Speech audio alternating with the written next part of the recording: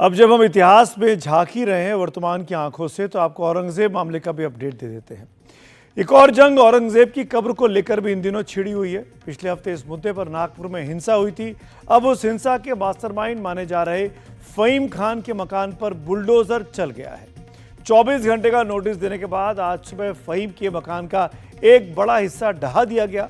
UP के CM Yogi Adityanath की तरह महाराष्ट्र के मुख्यमंत्री देवेंद्र फडणवीस ने भी संकेत दिए कि जो हिंसा में शामिल रहे हैं उनसे वसूली की जाएगी।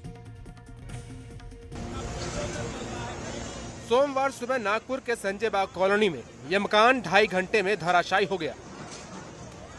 नागपुर हिंसा के मास्टरमाइंड फहीम खान के इस घर को अवैध माना गया, क्योंकि महानगर पालिका का दावा है लीज 5 वर्ष पहले ही खत्म हो चुकी है।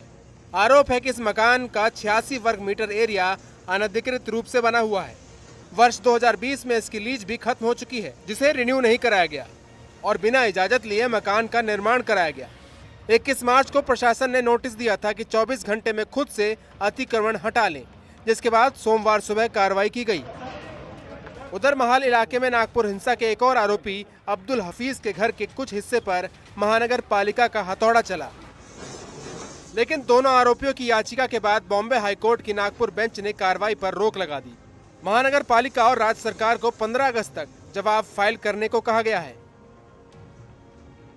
सुप्रीम कोर्ट की गाइडलाइन है कि नोटिस देने के बाद भी 15 दिन का समय आरोपी को देना चाहिए। माननीय उच्च न्यायालय इन्होंने तुरंत कार्रवाई रोकने के आदेश दिए हैं और वैसे ही उनका जो जवाब है प्रतिवादी का प्रिंसिपल सेक्रेटरी और नागपुर म्युनिसिपल कॉर्पोरेशन का, वो उसमें मांगा है और 15 अप्रैल तक उसमें उनको जवाब सादर करना है। तब तक पूरी कार्रवाई स्थगित की है। इस बीच नागपुर के सेशन कोर्ट ने फहीम खान की जमानत याचिका पर सरकारी पक्ष से जवाब मांगा है। अब जमानत पर 1 अप्रैल को सुनवाई होगी। बेल एप्लीकेशंस उसने कौन से ग्राउंड पे की, इसकी हमको अभी ऑफिशियली कॉपी नहीं मिली है।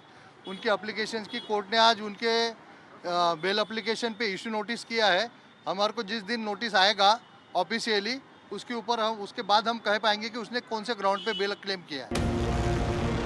औरंगजेब की कब्र के मसले पर नागपुर में 17 मार्च को हिंसा हुई थी। हिंसा के मास्टरमाइंड फहीम समेत 6 आरोपियों के खिलाफ देशद्रोह का केस दर्ज है। फहीम पर दंगाइयों को इकट्ठा करने और उन्हें हिंसा के लिए बढ़ावा देने का आरोप है।